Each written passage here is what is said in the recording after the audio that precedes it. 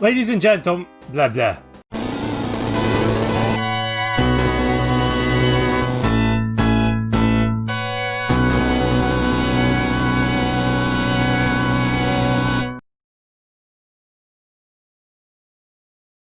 The Shining Force arrived in the city of Prompt, where they were promptly thrown in jail under the accusation of being spies. By pure happenstance, they were promptly freed, then were no longer accused of being spies after actually spying on a mission update. For no reason at all, the king now trusted Max, who had just broken out of prison, and tasked him with promptly heading to the Tower of the Ancients to assist Olaf and Toraju in stopping Runefaust's raid. Battling through hordes of enemies both outside and within the tower, Max once again encountered Darksol too late, and was helpless as he watched Kain promptly meet his end to the villainous sorcerer. Feeling zero remorse for the fallen warrior due to omitted information, the Shining Force returned to Prompt, and were finally given permission to enter Defy, where Max met a robot servant named Adam, and promptly set off to create the Chaos Breaker, a weapon with the power to defeat Dark Dragon. Alas, their path was blocked by a malfunctioning robot named Chaos, and a battle commenced as the adventure continues.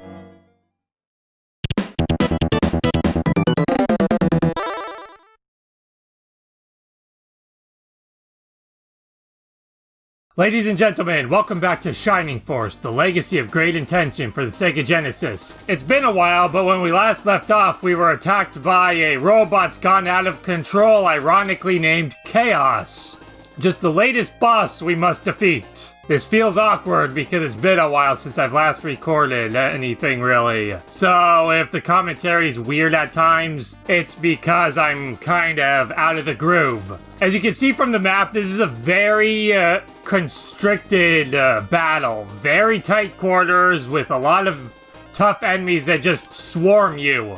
With that in mind, I set up a party that will hopefully be able to handle that. Where do I want to move Tao? I feel like I want to get her in there to start dealing damage, but at the same time I don't want to put her in danger because she will probably die in one hit from everything. Yeah, in this battle, oh wow, I did not expect this at all. Okay. We're gonna roll with that. That's the worst start ever. At least it's going for Musashi. For a second I thought I was gonna kill Aleph, and I was just gonna be like, okay, that's a good thing. You can take it, May, you're tough. So as I was trying to say, I set up a party that has a lot of AoE damage as well as survivability because the enemies are just going to be swarming me. And so I need to be able to hit their groups hard and also be able to take the hits while I'm doing that. So we're finally using Musashi, and I also brought some wizards for AoE damage. I brought my warriors because they can hit hard and they have their heat axes if I need to hit multiple things at once. Let's get this guy out of the way. And I brought some knights because they're my only people really that are tough that can use the black ring, the evil ring, and they also have the halberd for more magic damage. Interesting little detail about this battle though is this is the one battle in the game where I actually very rarely defeat all the enemies. How hard can Gort even hit these guys? Attack power 44, defense power 32, decently, but I feel like I'm better off just using the heat axe to hit 2 instead of doing slightly more damage to 1. Although they do resist magic, so the total damage was about the same, I guess. Level up though, some good defense. He's gonna be needing that after that hit he just took. Another thing also at the end of the last episode, I explained how I was going to do some grinding, get Aleph, Tarasu, and Adam up to speed. Which I did. I didn't want to overdo it though, so I leveled Aleph and Adam both up to level 10, or not 10, level 5. Because for the most part my levels were roughly about levels 4 to 6, 4 to 7, and I didn't want to overdo it with the grinding, so I did that with them. I got those two to level 5. Tarasu, though, I leveled up to 8. Because since he specifically replaced Gong, I wanted to level him up to the same level as the character he was replacing. So Tarasu I did a little bit more grinding with.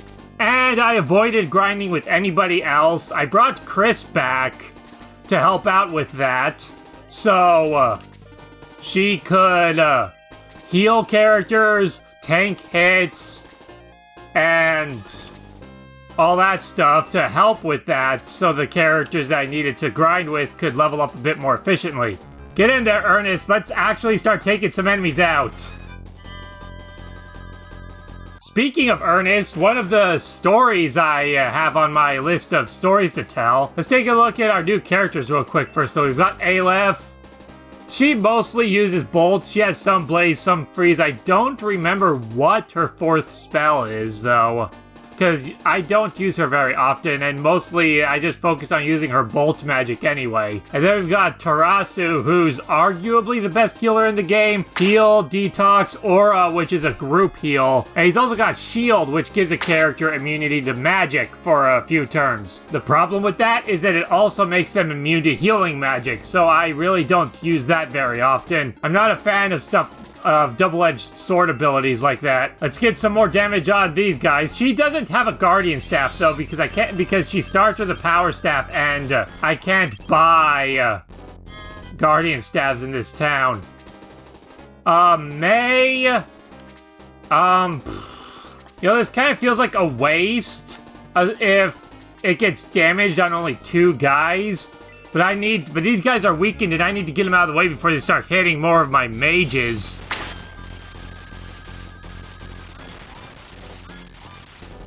Alright, at least it didn't get damaged. So I can still use it.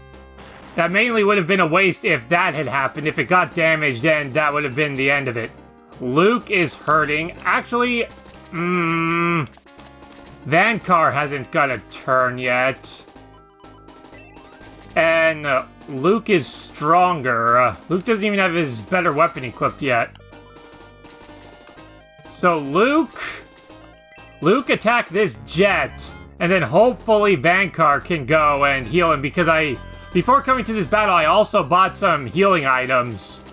I gave everybody at least 1 healing seed to help out a bit with the healing, because this is just such a hectic battle with so much constantly going on that I may need more than just what my healers can keep up with, given the circumstances of my low levels. Max, get over here so you have better land effect defense. And weaken both of these guys with your Sword of Light. Zap them!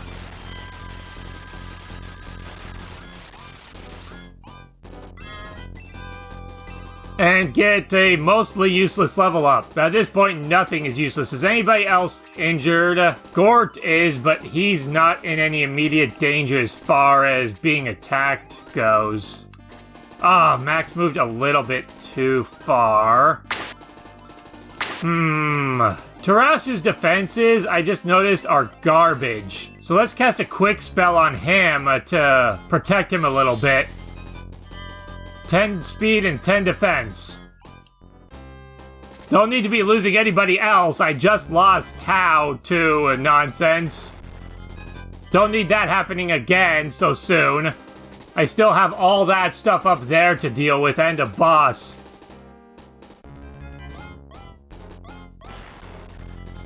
Fortunately, that was a weak hit. Alright, Musashi, get in there and start wrecking some guys. That jet just went, so let's focus on other stuff. Musashi's gonna be carrying me quite a bit through this battle because he's just so powerful. Even when all your characters are properly leveled, and you don't have an entire team of under-leveled units that are way weaker than they should be, even under those normal conditions, Musashi is still overpowered. So compared to the rest of my team, he's just insanely strong, and will likely remain that way throughout the whole game. Although I don't see myself using him too much. Just looking ahead at the battles to come, thinking about how I'll be using who. He's a character who may not be getting too much action.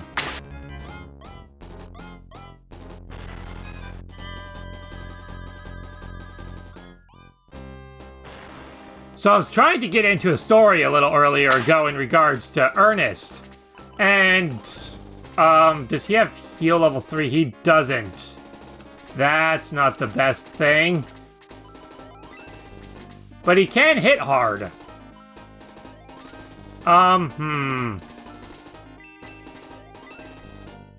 Let's get Max at least somewhat healed. Or a level 3 would heal more, but that would cost so many magic points just to heal one person. Especially since Max can also heal himself if necessary. Fortunately, they're going for Musashi. I need to take advantage of that as much as possible. Use him as bait. Anyway, Ernest. I had brought up in, according to my notes, it was episode 8, that Arthur and Ernest are my least used knights. Of all the centaurs and spear wielders in the game, those two are the ones I least frequently use. The reason I find that kind of interesting, I had a friend growing up who mainly used those two. Those two are the knights he pretty much always used when playing. So that's just kind of an interesting little thing. That contrast is just something I find neat. Vankar, zap that torch eye! And don't kill it, whatever. At least you leveled up and got speed. Other enemies are moving in. One of them is moving in. Max, more zapping. Finish off that torch eye, and then that ice worm shouldn't be a threat unless it uses its ice breath and double hits and kills you. Speaking of ice worms, I was recently playing through Shining the Holy Ark, which is a game in this same series on the Sega Saturn, except instead of being a strategy RPG, that game is a first-person dungeon crawler. And I had a funny encounter in that run. I don't remember where it was. I think it was in the caves that connect the two halves of the forest. I believe it was. And anyway, and I encountered 2 blue worms. And I discovered that worms are not faithful companions to their brethren. That didn't last very long. Anyway, I got off my train of thought because I had to look over at something real quick. Musashi, you know what? Intercept this mage. It's kind of risky, but you should be able to do that and then get back. Have some other characters who need to catch up deal with these worms. Here comes Chaos. I had a feeling that was gonna trigger. Those torch eyes I don't usually bother with. I feel like I need to just get rid of Chaos as quickly as possible, which is how I usually do this battle. Anyway, the worms. I was going through this place and I encountered a battle with 2 blue worms. And I just thought it was funny that first round of the battle, I put one of the worms to sleep, and then immediately afterwards, the other worm ran away. And I just thought it was really funny how I put this one worm to sleep, and then his friend is just like, screw this, I'm out, and runs away, completely abandoning his helpless friend to die, instead of trying to protect his friend or maybe get him out of there because he's asleep and helpless and about to be slaughtered by this group of humans who are just invading their territory. I don't know, I thought it was funny.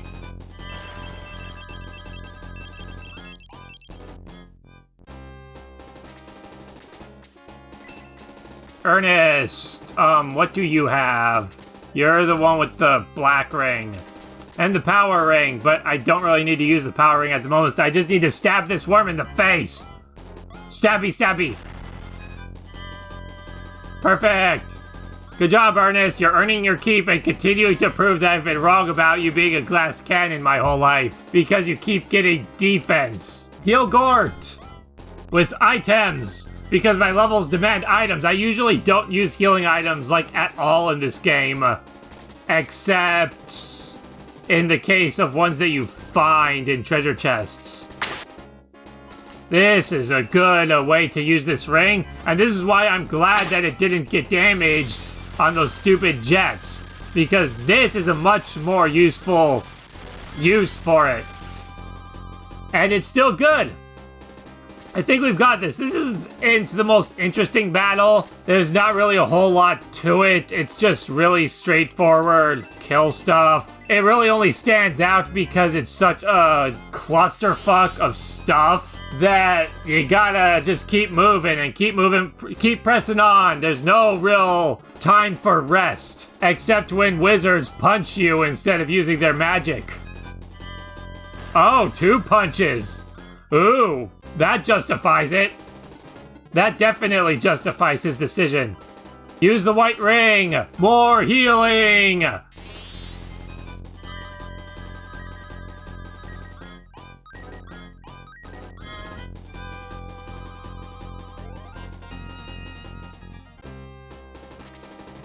And then Torasu goes immediately afterwards, of course. Musashi's a little injured, but he has plenty of hit points to spare, so he's fine. So, heal Ernest, because he doesn't have plenty of hit points.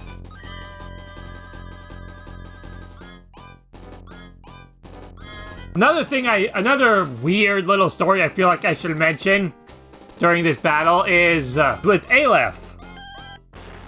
For starters, I think it's weird how she's the one wizard who doesn't have an alternate costume.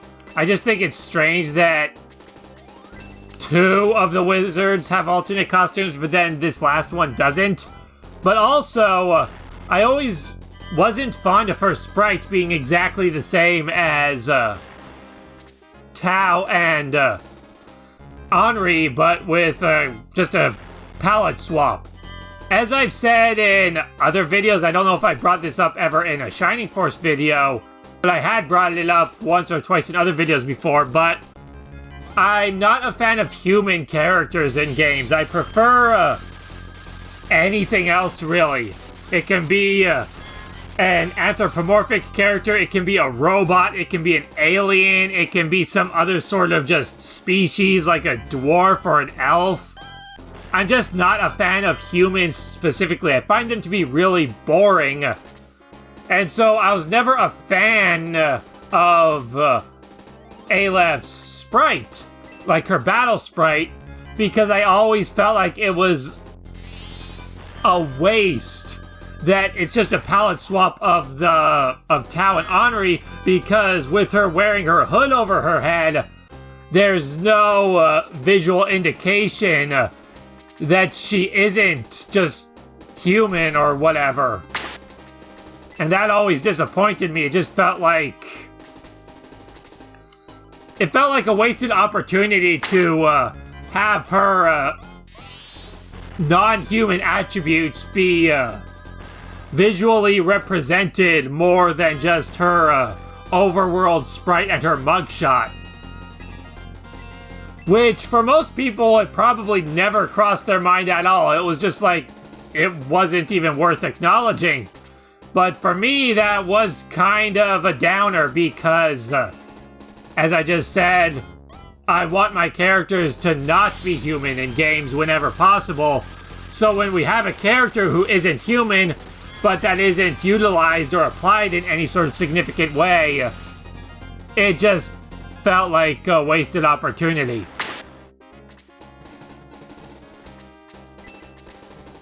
The heat axe should be enough, but I also want to keep Luke here. Although Chaos will probably just either attack Mei or stick to Musashi, but this will make it a little bit more difficult for him to circle around, just in case he does decide to try to get to a more vulnerable character.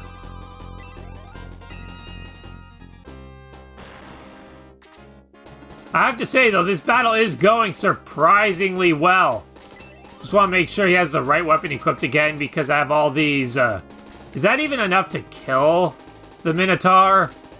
Attack power 40, defense 30, 0 land effect. It should! It should be enough. So, stabby stab! Stabby stab, successful. I want to kill that torch eye, but I don't think I'm going to get the opportunity to do so. Let's heal up May. Actually, I should have cast Quick on May instead and then saved the healing for Tarasu. Whatever. Max! Sword of Light! Stay far away while you zap this robot. When I was a kid, I never understood the concept of robots being weak to electricity. I mean, I get it now, the overload of electricity would short them out. But as a kid, I didn't understand that. I was just like, aren't robots powered by electricity? So shouldn't zapping them with electricity make them more powerful? But kids are dumb and they don't understand basic electronics. Or basic anything, really. I'm pretty sure I told that story already at some point in some recording somewhere. But I have no idea which or where. So there it is again! Aleph, what do I want you to do? Bolt level 1. Level 2 spells really aren't that much stronger than level 1 spells. I was just trying to decide if I wanted to use level 2 so she could stay a little bit more out of the way. Destroy the chaos! Luke, destroy the Eye of Chaos! Or something. Experience points! That actually worked out perfectly, because now I don't have to distract myself too much from the main objective of killing this guy.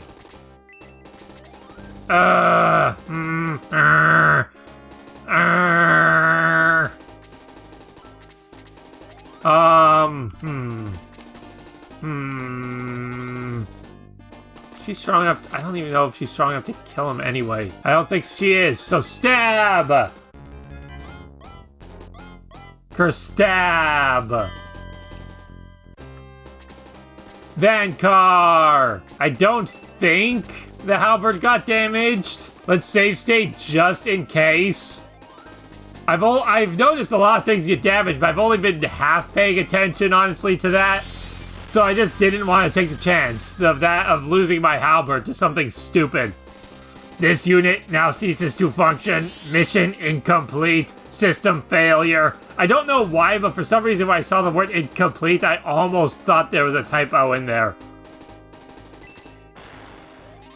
The quick spell ends. Speed and defense levels return to normal. I think it's funny how if that sort of message pops up after a text box, it inherits this previous text box. Like right there, that message was presented to me with Chaos's voice. So he defeated Chaos and now we can press onward to this place. Those who seek the Chaos Breaker must prove themselves. Did I prove myself? Use light on the left altar, darkness on the right. Okay, the Chaos Breaker is forged from light and darkness. It appears on the center altar. Take the Chaos Breaker from the central altar and go forth to battle evil. Okay, so we have to do this. Use Sword of Darkness. If we do this, we'll get talked to. I moved the Orb of Light to Jogurt because I wanted to make room for healing items. The writing on the stone slabs explains what you must do. Read them and obey. I already did. I'm working on it. I'm halfway done. I just need to do this. For some reason, both the altars are black. Like in the middle. Sort of like Poosh, Chaos Breaker with no fancy animation or anything.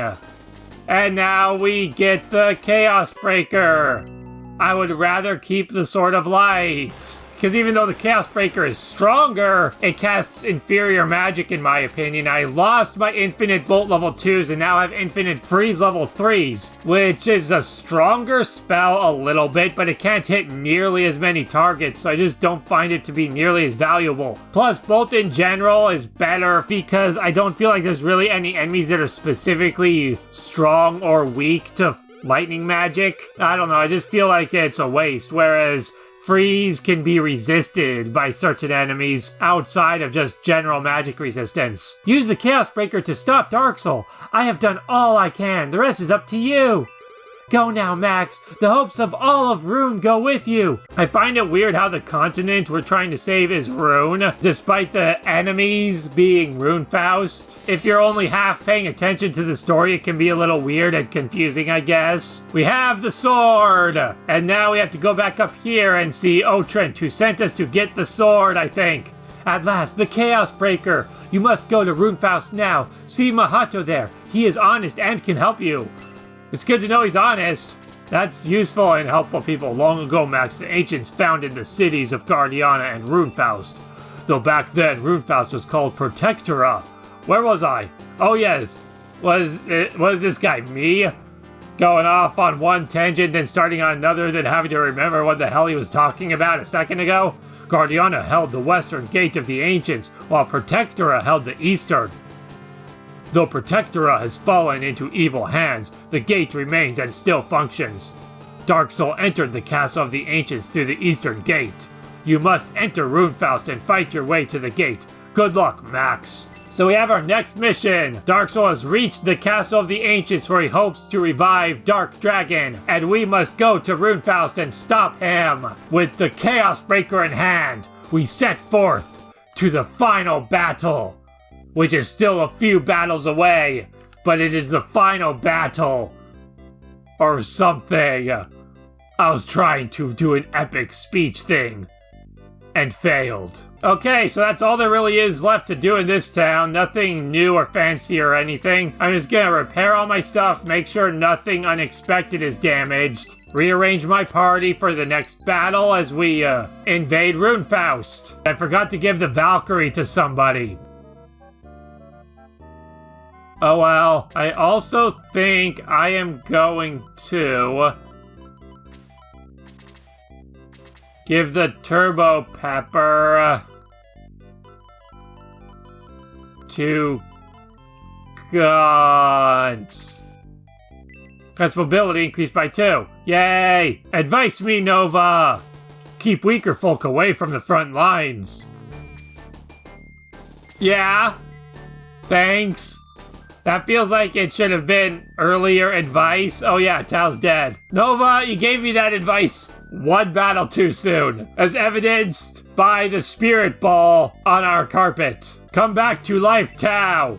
You died so early and were so inconsequential that I completely forgot that you had died by the end of the battle. Way to show that woman back in the first town wrong. It's that Tao. How dare she call herself a mage? If she's a mage, I'm a footstool. Okay, what do I want to do with my team? It's outside, so... Domingo! To the south is Runefaust. Their army approaches. You must fight your way in. I'm pretty sure it's my army that's approaching them, actually, especially since the very first enemy didn't move. So here we have it! Outside! Everybody's favorite place in this game. Yay! We have new archers, new dogs. This guy's back because they couldn't be bothered to program a new healer for the end of the game, so they just brought the high priests back. And we have Skelly Men with 2 axes. I brought up before how the Minotaur is holding a weapon even though he doesn't have a weapon. So they couldn't be bothered with that. Yet these guys, they actually gave 2 axes. One that's equipped and the other that's just in the other hand because their sprites are holding 2 axes. So that's neat. One thing that's interesting about my party that you may have noticed already is that I don't have any healers. In arranging my party members for mobility in outside battles, it had occurred to me that my healers are always just struggling to keep up and kinda can't. So they just end up lagging behind and don't really accomplish a whole lot during these kinds of battles. And now since I'm near the end of the game and I got a ton of money, especially after doing all that grinding before to get Aleph, Tarasu, and Adam caught up, I decided, you know what?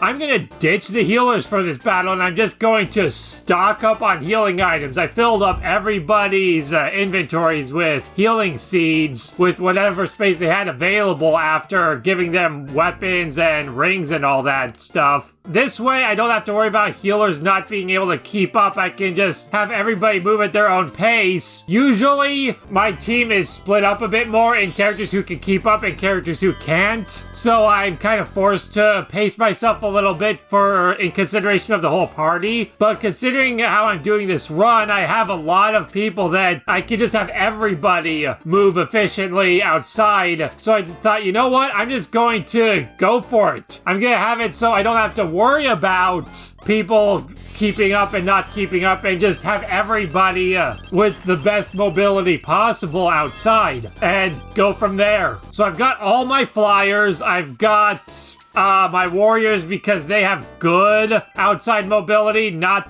the best, but it's not as inhibited as wizards or knights and stuff like that. I've got Guns and Adam because neither of them are inhibited by terrain at all. They both have max mobility no matter what. I've got my archers because that's not a good time for that to happen.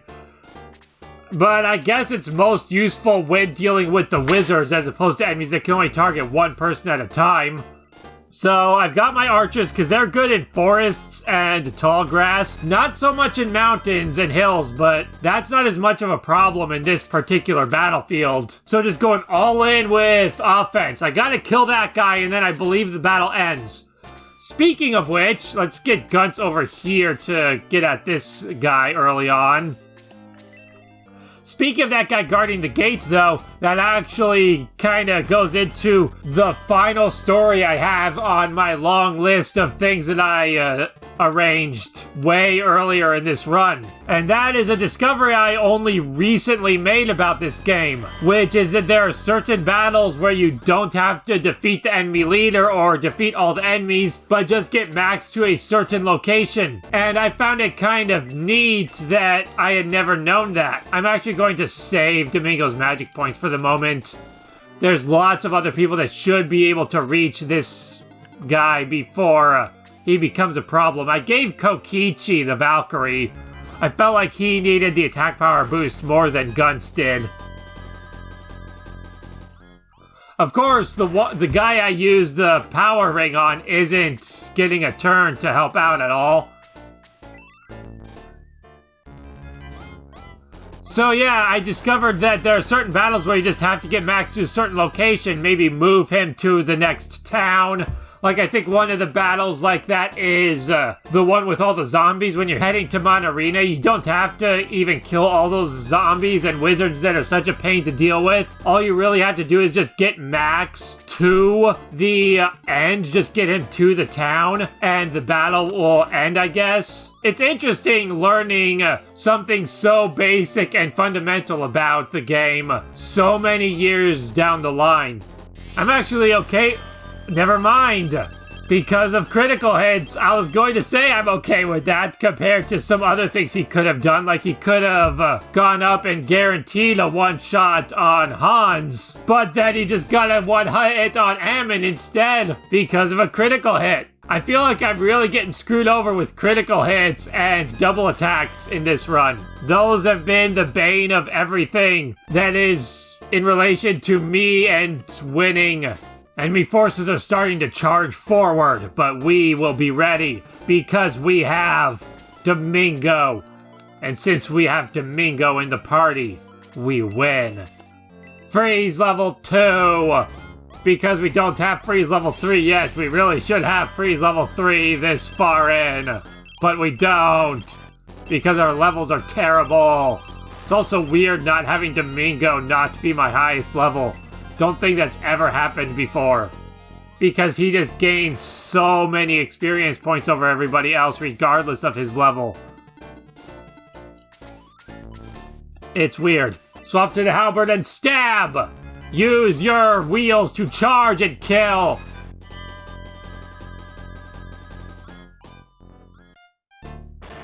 Feels good, though, using, having characters again in my party like Guns and Domingo, the people that I'm so used to always being in my team. just because they're so good, but haven't been being used nearly as much. Hans gained an attack point. I think that's the very first attack point he's gained in this entire run. And now, Montage Theater proudly presents The Life and Growth of a Hans.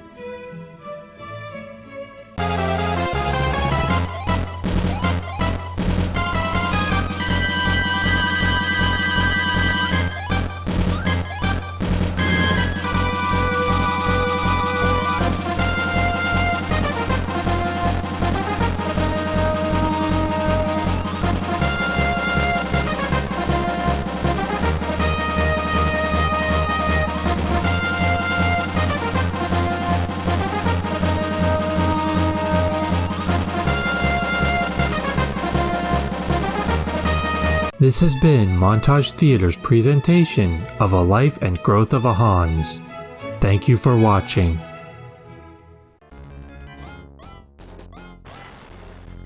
He has such a weird attack animation. He like throws his fist at them. At least I think it's his fist.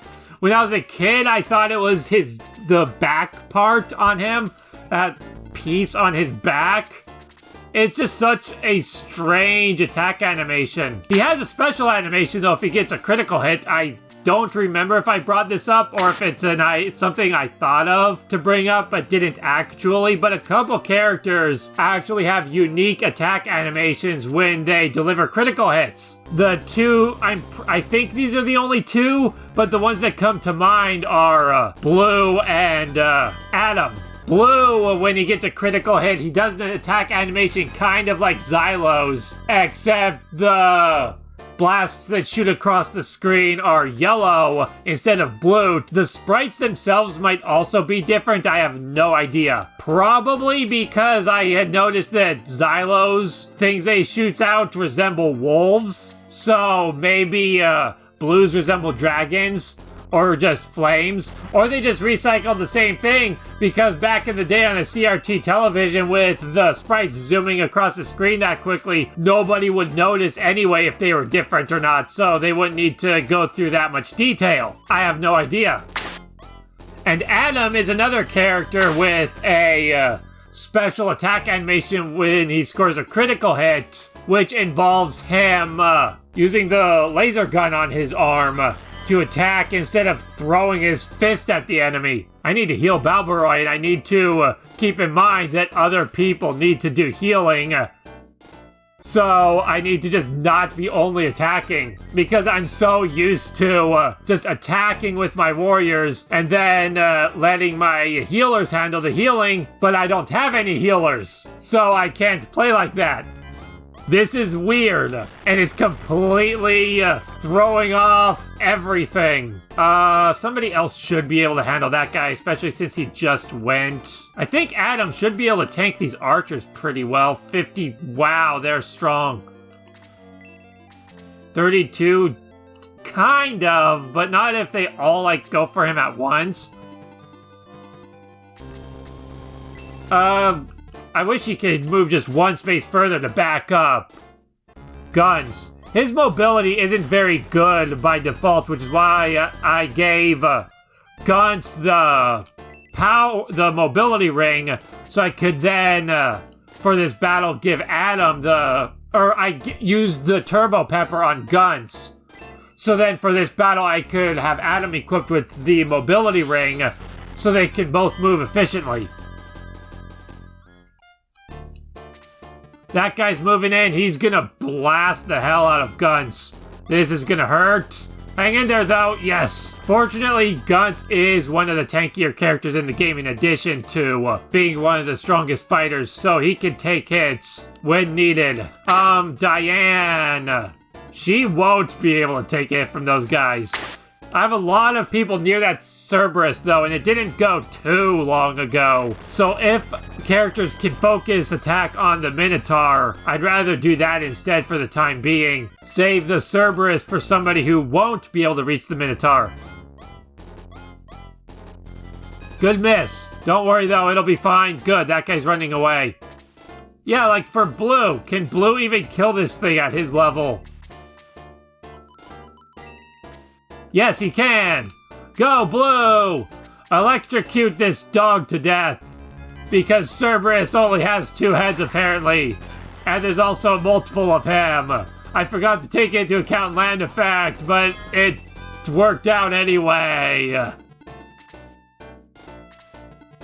Max continued to do nothing, and that's why I didn't bring any healers, because they would just be back there with Max not being able to keep up, because I have all these characters with high mobility who are just gonna keep pushing forward super quickly, so I just decided to not bother with healers, because they just would be lagging behind, and if I did bring them, I wouldn't be able to fully utilize the advantages of having high mobility with everybody else. Not only that, but because of my low levels, I don't have that many hit points, so healing with items actually suffices much more efficiently for giving my characters strong restoration than it normally would. Guns? Ooh.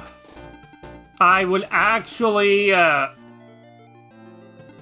don't want to risk losing him. So let's get him over here. Maybe lure in another archer and have him heal himself.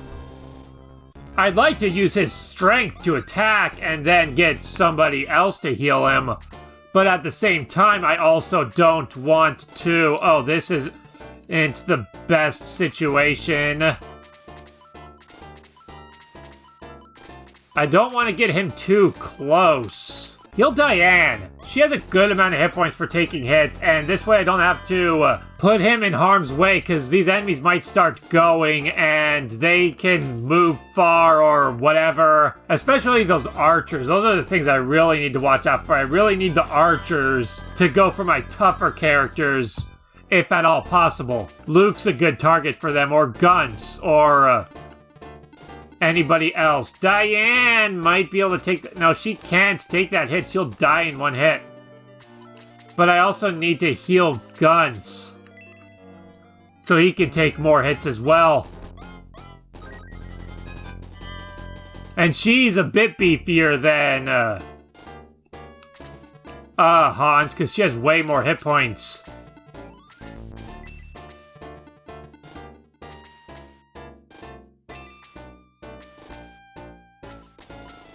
I'm way more afraid of the horseman, and I should still have the buff because of the glitch.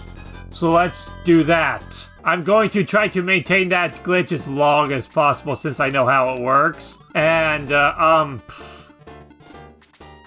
this is extremely risky, but I want as few of these horsemen attacking as possible. Wait. No, I think he has the evil ring, so I could have zapped multiple guys. Oh well. That's not what I expected. Hang in there, Kokichi, dodge! You're flying, you can dodge! You died! Dying isn't dodging. They may both start with the same letter, but they are not the same thing. Domingo! You're Domingo, you can survive! Except these guys are super overpowered, good job! And I'm under-leveled. But that's okay! Blah, blah, blah, blah, blah, blah, blah. Blue! Make somebody stronger. Who do we want to make stronger? Diane! She's more likely to be guaranteed to at least be able to attack than a lot of other characters who may not be able to move as efficiently through the terrain and quite reach enemies. Yay, the healer is charging in to attack! Because he is a healer, that is what healers do. Because he's an idiot. Let us kill him. Dodge! You can't dodge that!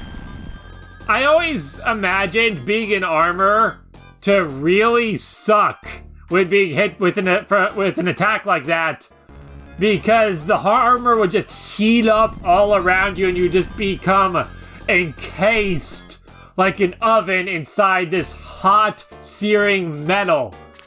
The armed skeleton, everything is moving in. This is a bad thing. Balbaroy! Stab the Cerberus in one of its faces, and then drive your sword through one face, all the way through it and into the next face.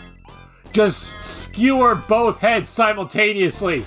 That was an insane defense level up for a flying guy. But I'm okay with that because they don't get land effect bonus, so the more defense on them, the better.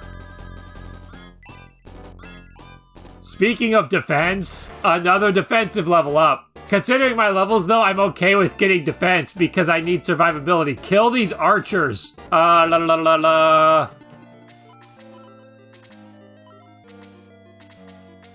Yeah, Kokichi was the one with the black, or the evil ring. I gave Kokichi the evil ring and Gunts the black ring, because Gunts I gave the halberd, so I felt like he wouldn't need the, quite as much. The lightning spell. Let's heal up Blue a little bit, so he can survive some stuff. Domingo! Save us!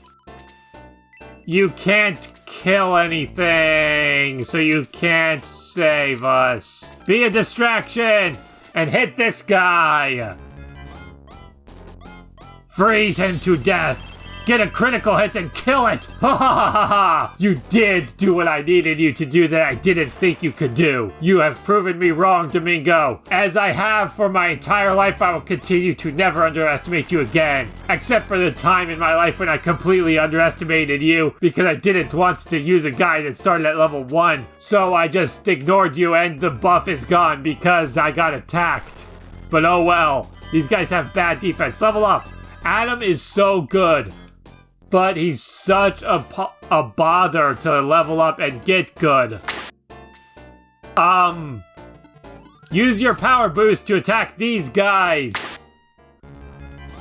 See, they have 2 axes. They only have 1 equipped, but they have 2.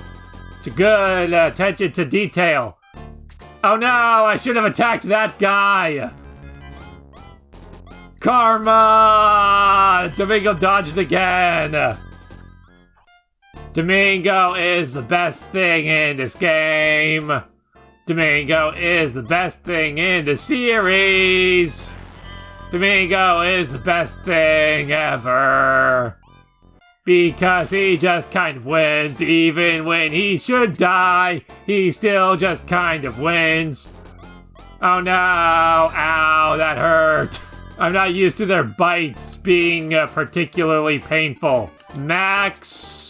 You can't really heal anybody, except for Hans, but healing Hans won't accomplish anything. So do this! See, if I still had the Sword of Light, I could have hit both of them and done like 2 or 3 less damage. The Sword of Light is so much better. But whatever, I hope that did a thing that I didn't want it to. Heal Max!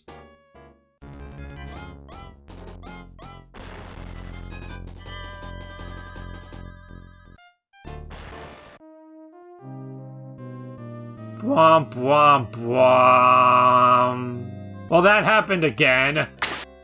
I feel like part of it was because I don't have healers, not because I wasn't being able to heal due to that, but because I felt like without healers to focus on healing, I was getting a little overzealous with my emphasis on offense. But that's okay. If I didn't want this to be a challenge, I wouldn't have been playing it like this in the first place. I would have just done the standard, use the best guys and stick with the same team so everybody's not over-leveled. These failures are simply the results of how I've been doing this, except for the first 2 failures, which were just RNG nonsense. You remember those, right? When I died twice in the first battle? Those are fun times. Unlike those earlier failures, though, at least if I lose at this point, it doesn't feel so much like nonsense that simply shouldn't have happened under any circumstances, so much as it feels like the consequences of simply making the game harder by overall having a weaker, albeit arguably more efficient team. Because while my party members are catered towards the battles that I'm engaging in, evidently that doesn't make up for their lower stats. which is the main reason why I wanted to do this in the first place. I wanted to see what kind of impact that would have. I wanted to see how much, if at all, using parties catered specifically towards certain battles would compensate for my stats being lower. But yeah, that was the main reason I even wanted to do a run like this in the first place. I wanted to see what kind of impact that would have, how much harder or how much easier or just how much different would the game be using everybody and deciding my characters based on the battles as opposed to just using a set team and being at a higher level, but running into a lot of situations where my characters aren't very efficient at handling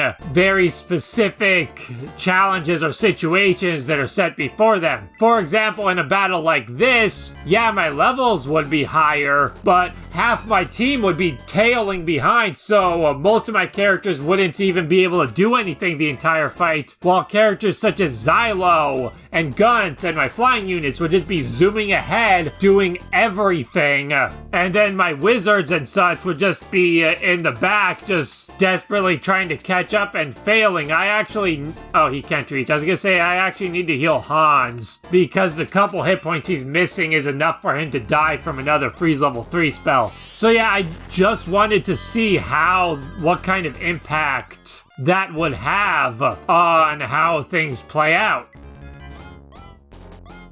And it's interesting to see how it's impacting that, because some things are easier, some things are harder, because yes, I can keep my characters bunched together, I can keep everybody relevant, I can take more advantage of my numbers, but at the same time, I'm needing those numbers more because I'm lower levels, so it's taking a lot more attacks to defeat enemies and I can't take as many hits, so I need the enemies' attacks themselves to be spread out more between more characters so I can stay alive. So it's an experiment that's turning out very interestingly. And admittedly, I had already done this same thing before in Shining Force 2, but I was curious how different it would be in this game because the enemy balance is so much worse. In Shining Force 2, I feel like the way in which the enemies grow stronger as you progress is much more well-balanced, whereas in this, I always felt like by about this point in the game, yeah, the enemies are stronger, but they're not stronger enough. There's a lot of points in this game where they will reuse the same enemies from battle to battle for way too long until the enemies become just completely obsolete, and then still continue to use them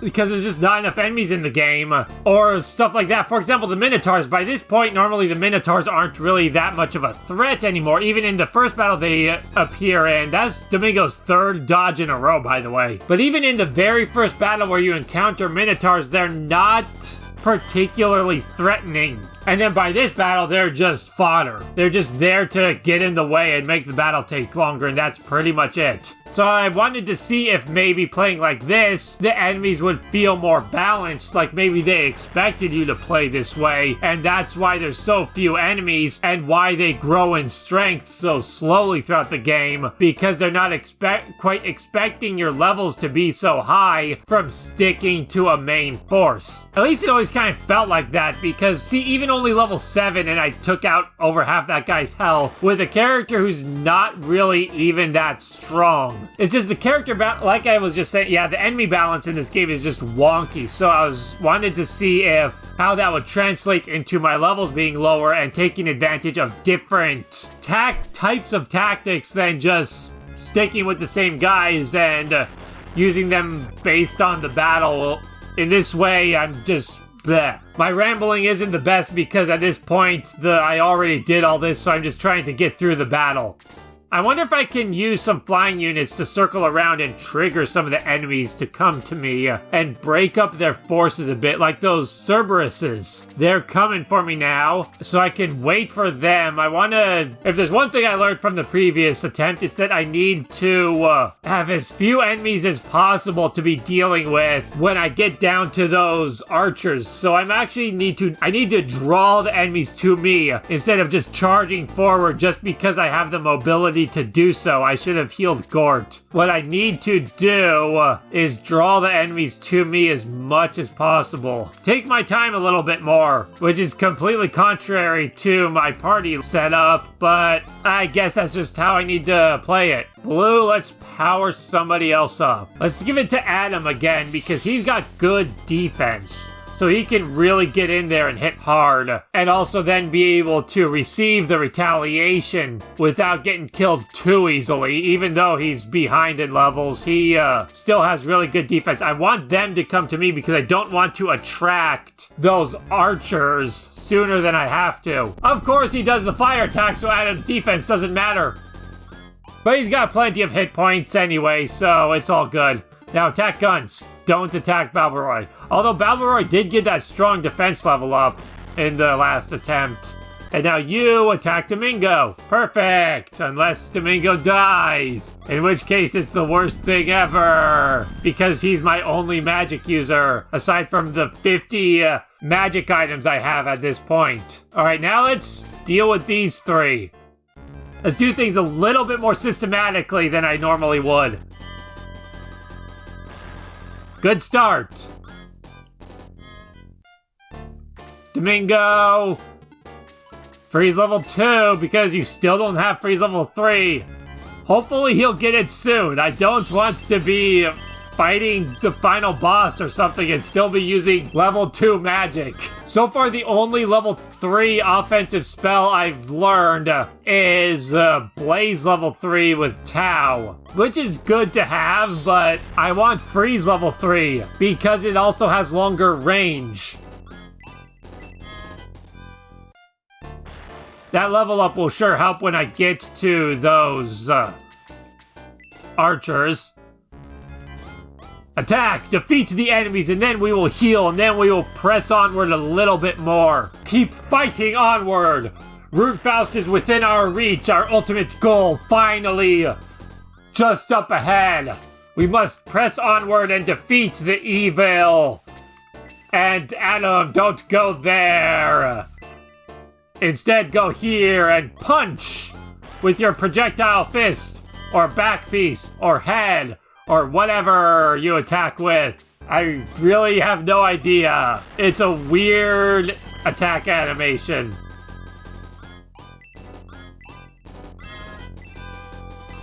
She got more defense, but she's so far behind that at this point I really don't imagine defense helping very much. If anything attacks her, she'll probably die in one hit anyway, unless it's magic, since she does have decent hit points. Attack power, that's what I need. Just in general, I feel like I need attack power more than defense because of my low levels. Considering my levels, though, I'm okay with getting defense because I need survivability. Who needs healing?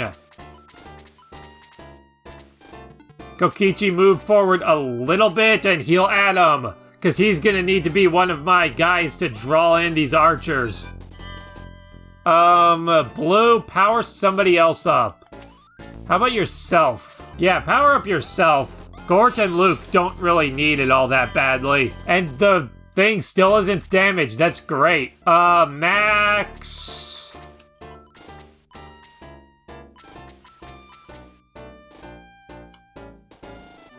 Do this. White ring. Heal the peoples. I could have got Domingo in there, but I'm just going to use a healing seed on him anyway, so I wanted to get Ammon instead. But fine, I swear the white ring has a higher chance of breaking than other things. I have no idea if that's an actual mechanic, if certain weapons and rings have higher or lower probabilities of getting damaged, but I swear the white ring always just gets busted up after like 1 or 2 attempts.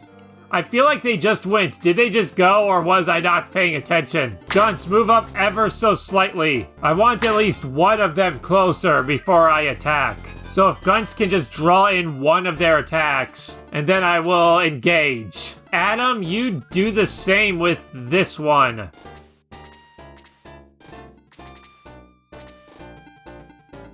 Ammon can stay back. Balbaroy can stay back. They don't need to get too close to attack once the time comes. Luke should be fine. Kokichi's fine. Diane's good, I guess. Okay. I actually kind of screwed that up. I wanted them to move a little bit closer than that, but whatever. Ow. It's Gunts, though, so he's fine. And then that one will attack Adam, who should also be fine. Good enough. Oh, that was a crit. That's why it did so much damage. Attack! Defeat the enemies. Blue, zap the archer with death. That reminds me, I brought up in the past how my friends and I used to do LARPing stuff. And I actually had a recurring character with those things at a time. Most of the time we didn't base on anything. Every now and then we would do like a Pokemon scenario or a Dragon Ball Z scenario. Or maybe like a Final Fantasy scenario or something like that. Usually, though, we didn't base them on anything specific. And very early on, this was way early, this was when we first started doing this stuff, I had a recurring character I would use. I don't remember his name, I don't really remember anything specific about him, except for two things.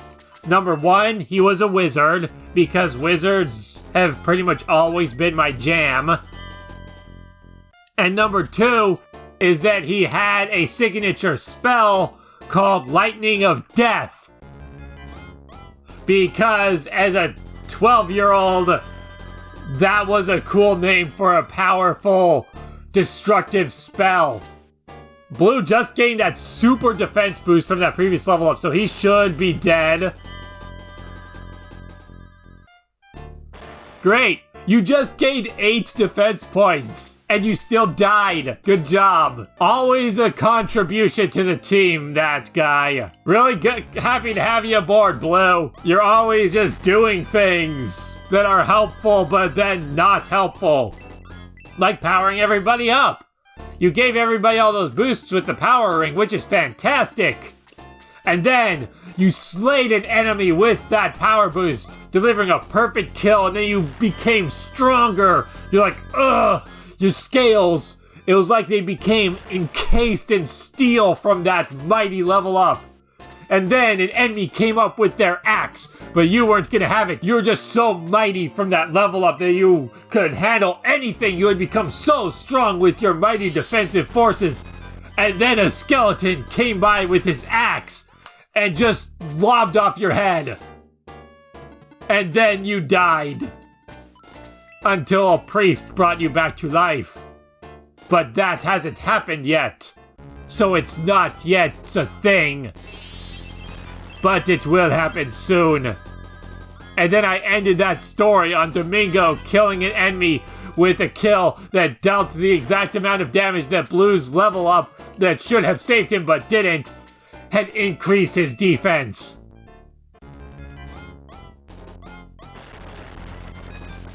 That was a thing. Hans, no, you can't do anything. Is anybody hurt within range? Yes, Gort, heal Gort, Hans. Be useful. Shove these seeds down his throat, and then he will choke and die or some other stupid nonsense. Because this is the way of this run. It's how things go. Something dumb will happen for sure. Attack the armed skeleton. Avenge our dragon comrade. Vengeance has been achieved. Adam, attack.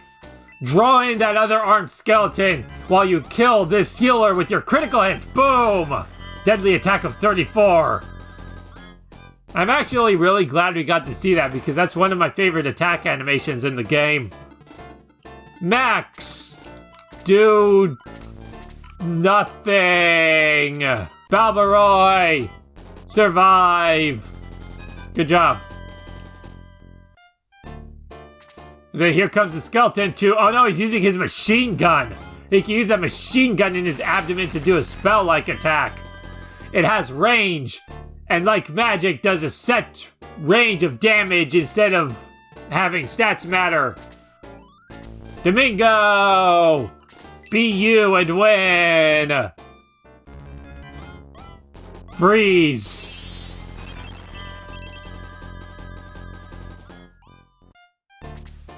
Balbaroy!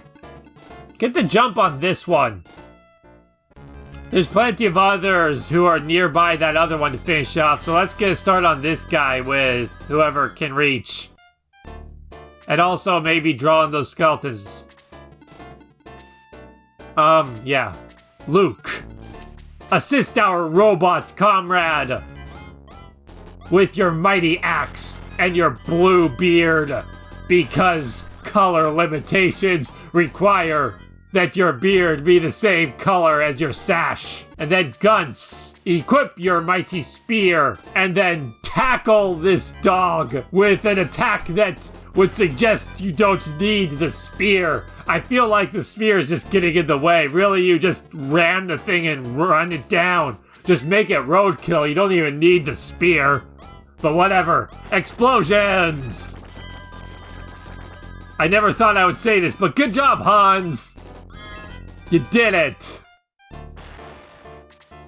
All because of that very first attack power point gain of his. He killed that enemy with a critical hit. Stab! Dead! This is going much better. All because I played good. And my levels are a little bit higher, I guess, but I don't feel like that's attributing too much to this. Great. These armed skeletons are one reason why Tau is still useful even at the end, despite having blaze magic as opposed to freeze or bolt, both of which are generally more powerful. But the thing that makes Tau still good at this point, despite that, is the armed skeletons. Because Blaze level 4 can take them out in one shot, something Freeze level 4 can't do, because they're weak to fire, but I believe they resist ice. Granted, Bolt level 4 would also take them out in one shot, but odds are you're not going to be learning that, because you have to grind Aleph a ton to learn that spell. I think she has to get to a really high level to learn it. But if she does, it's the most powerful spell in the game. It's just she's not going to acquire it, so it being the strongest isn't going to matter unless you deliberately grind her high enough to learn it. Whereas Blaze level 4 and Freeze level 4 are both things that are just naturally going to happen. If you're using Henri, Domingo, or Tau consistently throughout the game, it's pretty much guaranteed that they're going to learn the level 4s of their spells, unlike Aleph, who likely isn't going to reach level 4 of her specialty. Ammon, assist your husband and kill this skeleton that he failed to strike. Those two are utterly screwed. I should have checked stats. Guns, save them! Save our birdmen from total annihilation! Or save Kokichi! Guns, save somebody! Attack this one! Stab face! Oh no! Even you did nothing! Because power spears suck at this point in the game. But aside from the Valkyrie, they're the only other spear. Well, they're the strongest spear aside from the Valkyrie, so you're just kind of stuck with it.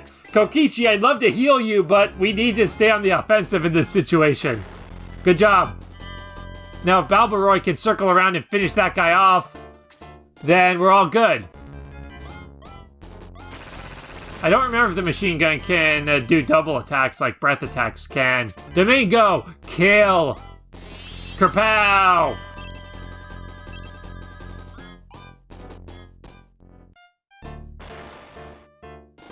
And then these guys aren't gonna catch up, so I'll just move this force down towards the final enemy. So once this team to the east has finished off this skeleton, then the rest of the team can handle the final adversary who stands in our way. Much better hit. Ooh, a double attack. Much, much better. Ammon, you are useless. Hans, move in. Adam, move in. Diane, move in. Max, move in. I don't think that guy moves, but I'm scared after what happened last time. Domingo, kerchunk out of his face. Except he doesn't have a face to kerchunk out of. So just, I don't know. Uh-oh. Look out, admin, you're under attack! Look out, admin, you're dead! That was a very hard hit. Wow. You normally don't see that much damage. I've seen over 100 damage before though, I think. In another challenge run I did of this game, which was uploaded, but I eventually took it down, partly because I never uploaded the final battle because I ran into some technical issues with the recording of it. But in that challenge run, I beat the game without promoting anybody. And in that run, I also used everybody, but that was because I was so underpowered due to not promoting that I really needed to take advantage of various strengths and weaknesses based on the battle. So it was kind of like this, except I was much weaker. And it was rough, especially not only because it made it so my max level was 20 unpromoted, making my levels much weaker, but also it limited what spells I could learn, and it limited my equipment because I couldn't use any of the endgame weapons as a result. That was a rough run. Where was I going with that story?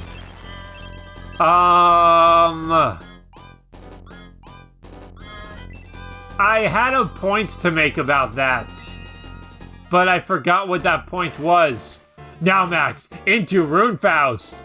You know what? Forget it. If I look through this footage before the next episode and I am able to remember what it was, what I was trying to get at, then maybe... Oh, right, the damage. But I'll bring that up in the next episode, because we are at the end of this.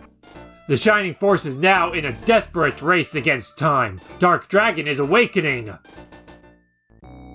Chapter 7, The Lost Civilization End.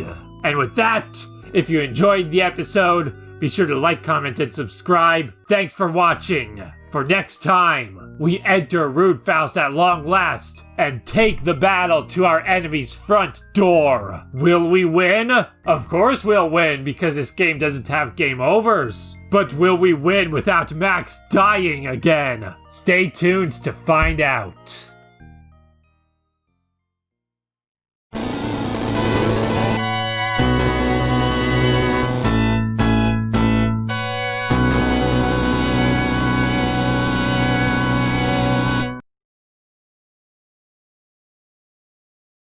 Runefaust at last! We finally meet King Ramladu, the ruler of Runefaust and our enemy throughout this entire journey. But first we must search this flower. Hang on a second. Why is there a table? Now I must be off to summon Dark Dragon. And that's been kind of an issue. Give me advice. These blue things are weird because, look at our full headquarters. We finally have everybody in our team. And these are treasures. I'm not happy with Darksol. Just try it. Wait, no! That will leave Max open. I was hoping. And my hope betrayed me.